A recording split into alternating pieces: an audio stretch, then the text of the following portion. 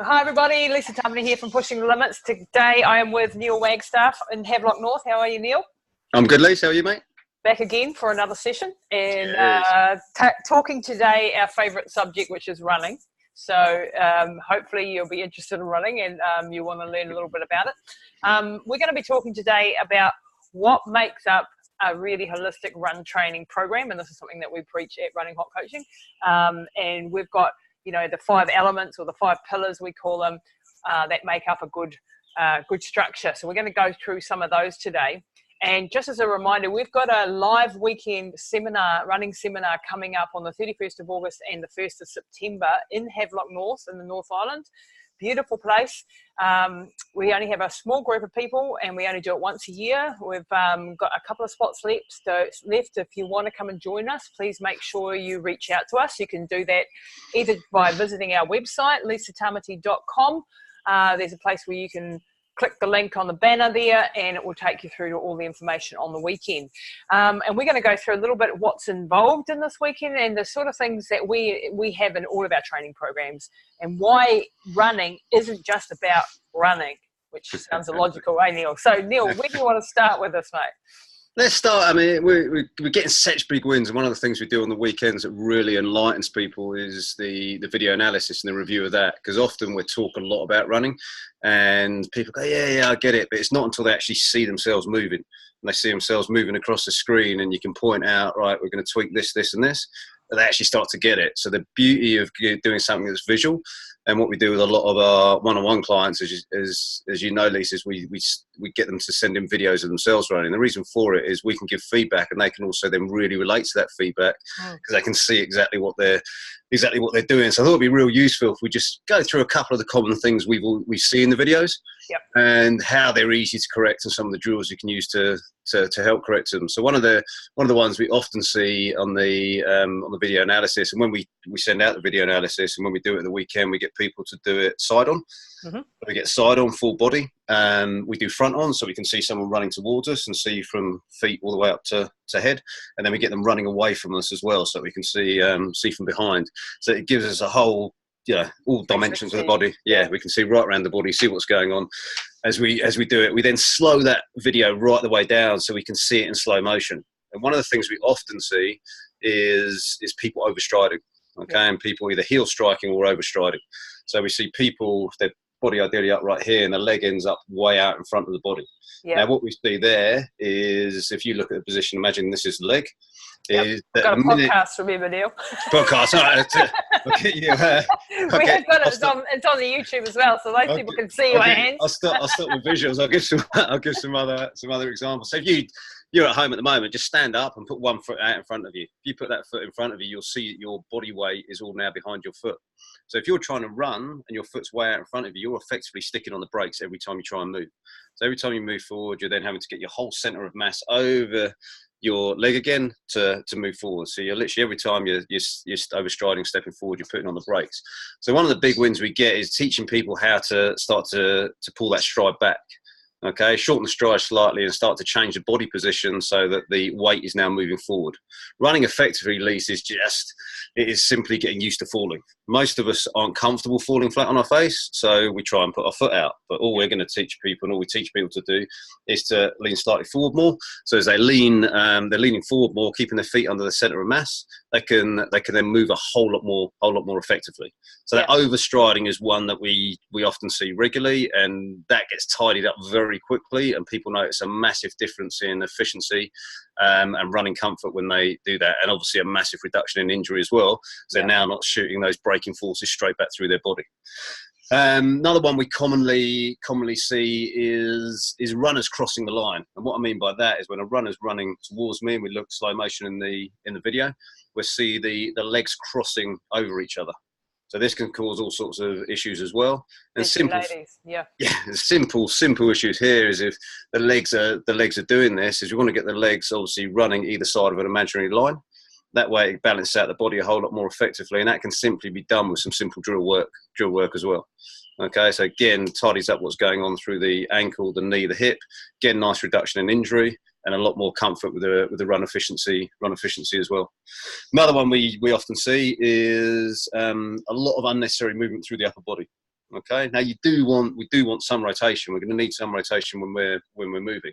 Yep. When it becomes excessive and we see unwanted movement in the hips as well, then we're going to start to see again pain, issues, discomfort with running. So again, easy fixes of that. Some of that will be related to how we do it from core strength and a strength point of view.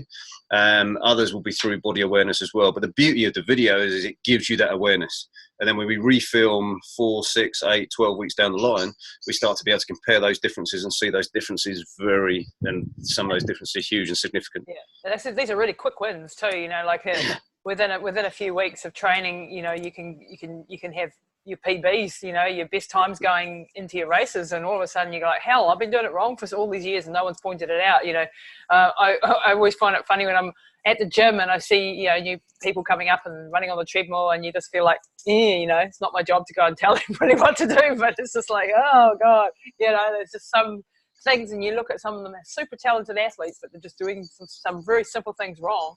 And it's just like, oh man, you could be so much better. Another thing we see is your hands crossing over the center line is another thing. Your hands should be basically running straight. You should be relaxed in the shoulders. Your arms are swinging from the shoulders in a 90-degree fashion. And the faster you're going, yes, the higher your arm swing, if you like. But it shouldn't be crossing over your center line, because then you've got forces going left and right. And I'm doing my dance here on the podcast again. So yeah, you don't want anything where you're going. Another thing is going up and down too much. When you see someone's just their head running, and say they're running in front of a fence or a hedge, and you see their head bounding up and down, then you know that there's a hell of a lot of force to send their body into the air and back down again, and that force could be used to propel them forward. So you don't want to be going up and down, and you don't want to be going side to side. You want to be as efficient as possible and as straight as possible. And getting it on camera is gold. So, and if you want any help with that or any guidelines, just as Lisa said at the start, drop us a message through the website. Yep. We can have a look at your running from an analysis point of view. Yeah. And show you how to start look at it yourself, because getting that footage side on from the front and the back just makes such a difference to what you're doing, and then how you're making the changes as well. And to avoiding injuries. Okay, so that's the run analysis. That's something we do at the weekend. It's also something we encourage people to do as drills and skills as part of their training system throughout the year. Now, typically you don't want to be doing a heck of a lot of drills and skills in a high volume time of your year. If you're trying to change your run technique, you need to be doing it at a time where you've actually got some pretty low mileage, so that you can actually, because you're making changes in your brain, and your neural networks need time and space to do it. Now, if you're going into long distance and you're fatiguing, you're going to go back to your old habits, so you're going to be counterproductive in that sense of the word. Of course, we do drills and skills all the way through the year, just to keep reminding ourselves, but if you're wanting to really change up your technique, you need to drop the mileage for a little while. So that's why you'll see, you know, especially track and field or track athletes specifically, doing their skills and drills every single time they go out to the track, and that's because they want to have absolute optimum performance when they're out running. And you might think, well, I'm just a cruisy, you know, doing my local park run, 5K or 10K or half marathon. It's not so important, but it is important if you want to avoid those injuries and if you want stability in the body. And it will start to point out to you where you have weaknesses as well. And that sort of leads into our next point, Neil, about strength training for runners. Why is that important? The strength training is there to build a foundation for what you're going to move from. If you're trying to move your body and your weak from a muscular and strength point of view, your body's not going to move forward in an effective way. If you've got imbalances in your kinetic chain, so if you've got imbalances in the ankles, knees, hips, shoulders, back, then they're just going to be multiplied when you start to try and load your body and run. So what the strength training will do, if it's balanced and run specific, is it will start to strengthen your body. So when you do put one foot in front of the other, your body's in a position that it can support itself and it can hold itself. If there's weaknesses in certain muscles, which there often is throughout our bodies, and muscles aren't doing the job they should, then again, when we put one foot in front of the other, the body's not going to be able to hold itself in position. So the key thing with strength training is it's transferable to running. So if I see people doing strength training programs that involve a lot of machines, and get themselves into interesting positions on machines in a gym, then that's not necessarily going to be transferable out onto the road. But if you're doing a lot of single leg work, a lot of work that's on one foot, we spend all of our time when we're running on one leg, so the strength movements should, as closely as possible, be transferable over to the running. So single leg work, balance work, core work, stuff that's going to put us in those positions that when we're running and make sure that we fire the muscles we want to be using when we're running. Yeah, absolutely. And resistance bands and things, and keeping it. So your core, your hips, even your upper back, I find is something that we totally neglect. And this is something that's really important if you want to have good technique when you're running, and you want to have an open chest and your shoulder blades back and down and not hunched from the middle, which causes digestive problems eventually and postural problems. This is something that, you know, you had to train out of me at the beginning of our coaching athlete relationship, where I was like a pin, a staple, more to the point, by the end of my races, because I was so weak in the core. Now I've got a rock solid core, and I don't have the back injury issues that I had earlier, even though I've got 4 discs that are completely stuffed. I've managed to get that under control through core work. So don't underestimate how important strength work is. Now, another aspect of strength work is that, like, it doesn't stay the same right throughout your career, and it doesn't stay the same right throughout your progression as an athlete. So at the beginning, what types of exercises are you focusing on as a beginner athlete, as opposed to someone who's at the top of their game wanting more speed and more endurance? Well, like you're running, the strength training should be periodized, so that should have peaks and troughs throughout the year. Simply speaking, it will vary for each individual athlete. But simply speaking, you'd start as a beginner with some good stabilization work. So the differences in your strength training when you're starting out is you're going to spend more time on stabilization work, some more balance work, more work that you're working for longer tempos. So not necessarily fast explosive work. If you're trying to do fast explosive work with plyometric jumps and things like that when you're just starting out as a beginner, again, you're going to be loading a structure that may already be weak or may already have some limitations, and you're trying to get it to do things like box jumps. It's not going to be landing effectively. Correctly, yeah. However, if we do something like a single leg squat in and out of a chair, where we're standing up and sitting down on one leg, we do it slow and controlled, and we work through that range of motion where we understand and see what it feels like, keeping good alignments with the body as we do it. And then we build slowly up over a period of 4 to 6 weeks. Then we add some resistance and load to that. So that could be dumbbells, kettlebells, barbells, similar sort of movement. And then we move on to the jumping from there. So what you've done is you've given your body stability first, like building a house. Once it's got its stabilization, we add some load to it. Once you've got some load, we can add some speed and power. And then that whole process is cycled throughout the year. So a good tip. Yeah. So a good tip for the listeners, Lisa, is just really review what you're doing strength-wise. If you're finding yourself on machines every day, or you've been doing the same thing for a long period of time, then look at reviewing what you're doing. Ask yourself, with each movement you're doing, is this really truly transferable to running? And if you think you're not sure, again, reach out, ask us the question. We're happily. And that's what we have in all of our programs. Have all of these aspects included in each program, so you get your whole mobility workouts fully periodized, and that will improve with you. You get your strength training, so you don't have to think about all this sort of stuff. But if you're trying to put the plan together yourself, then make sure you're not being counterproductive, because if you're doing the strength exercises that aren't transferable to running, you can actually make your running worse. You know, you can actually slow yourself down. You can be building muscles where you don't want muscles, and you know, and you can also definitely injure yourself if you, like Neil said, if you're going into really heavy strength-based work, or you're going into plyometric work where you're absolutely not at that level yet.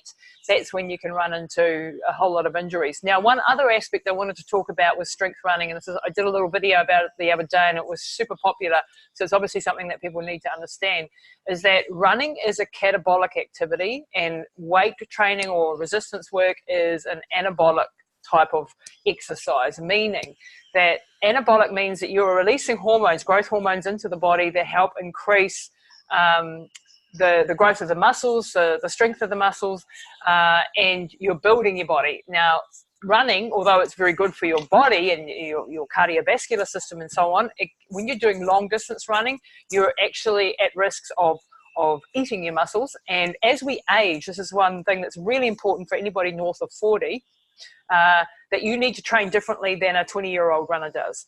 A 20-year-old runner who, especially young men, have got a lot of testosterone, they've got a lot of muscles anyway, they are in a state of, they build muscle much easier. When you're getting over 40 and upwards, you're starting to lose muscle mass naturally over the course of the next, few decades. And it can, a 70-year-old, for example, has lost 30 to 40% of their muscle mass typically, if they're not counteracting this, if they're not aware of this.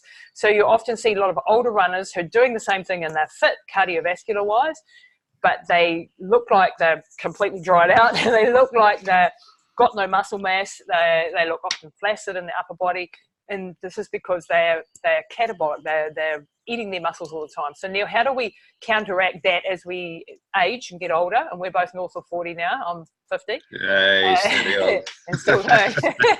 We need to train differently than we did when we were 20 and 30. Yeah, I mean, the biggest number one game changer for all of this is sleep. Is just sleep every single time. So one of the things we ask, and a lot of our team and our athletes are in our age bracket at least. Yeah. And one of the things that we'll always ask with those we're working with one-on-one is, where is your sleep at?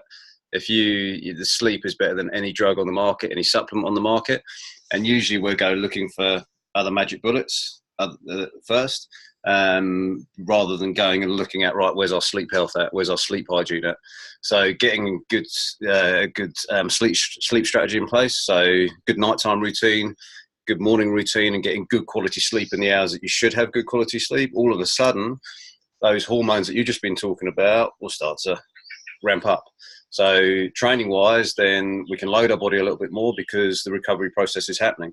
What we forget is that we think the benefits are happening when we're training, but the benefits are really happening when we're sleeping. Mm-hmm. So it's when we're resting, and that becomes, to your point, Lisa, it becomes even more important when we're coming into the age bracket we're both in, and most of the people that will probably be listening to us as well are, is that sleep is key. We rush hard to do the exercise, we rush hard to break our bodies down, we break it. Yes, we need to do that. We need to create that microtrauma within the body for it to develop and grow. But what we often miss is that we're not allowing it to grow. So then we go out again the next day, break it down a little bit more, and then keep doing that to the point. Then this is why we see so many people with injuries. Overtraining, burnout. Overtraining. And we don't see it doesn't always have to be a high volume, but it's just that continuous that. So what we then end up doing is having to pull back on the training. Whereas if we got the sleep sorted, the recovery would be better. The training can be better quality, and we go from there. So that's number one tip. And again, anyone needs any help with that is just because that sounds obvious.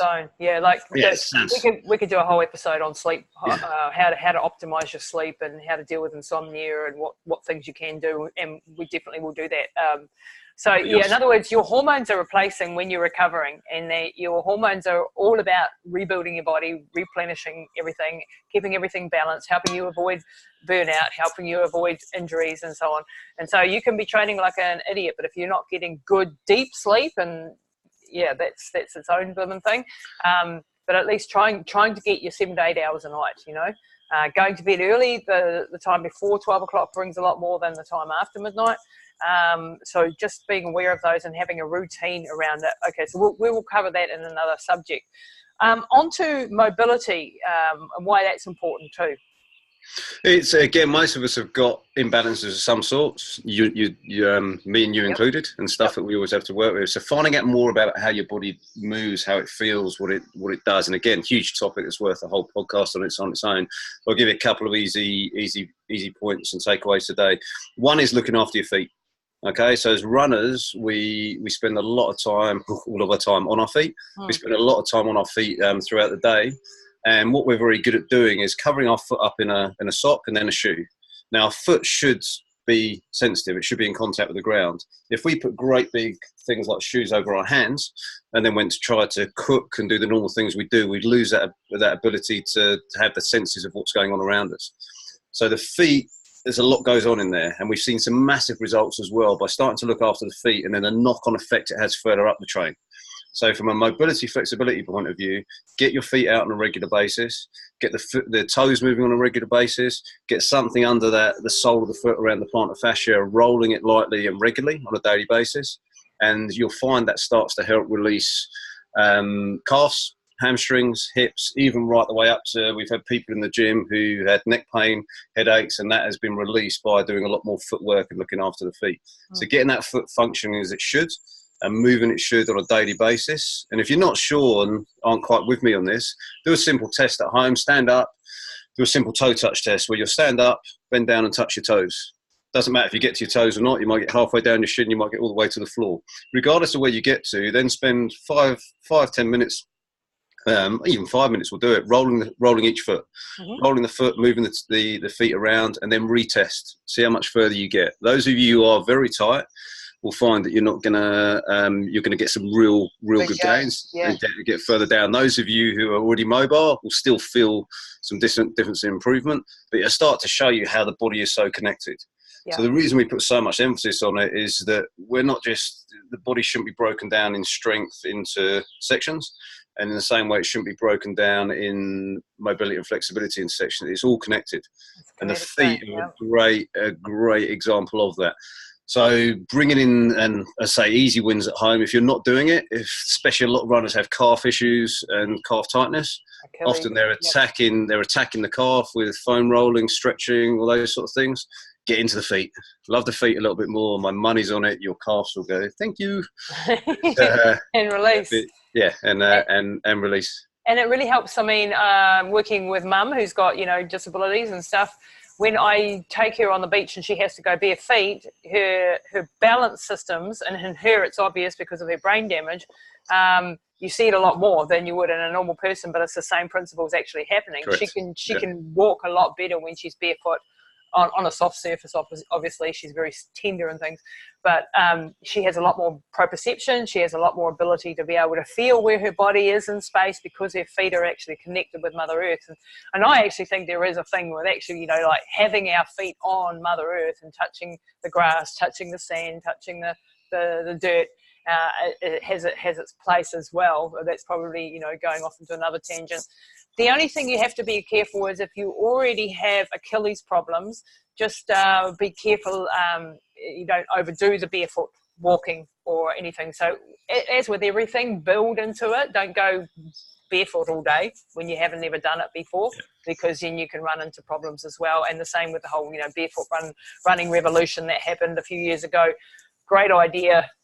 We're born in shoes though, and people who've come from nations where they haven't had a lot of shoes and they've been running around bare feet their whole childhoods and things, they have a different makeup to their feet. They're a lot stronger. So we have to gradually change it if we want to change it. But just being aware, don't go from zero to hero and then wonder why you broke yourself. Another couple of easy wins just to throw in there, putting yourself back in the positions, Lise, that you were as a kid and we were before we had tables and chairs. So little things like sitting down on your lower limbs, so sitting down on the knees and letting the bum rest back on the heels and spending some time in that position, tucking the same position but tucking the toes underneath, sitting in one knee down, one knee up. Yep. So sitting in a deep squat are often positions that I watch all three of my kids in on a regular basis. And those positions, once we come out of our childhood and into our teens, we often find we spend more time at table and chairs, and that's when our body starts to lock up.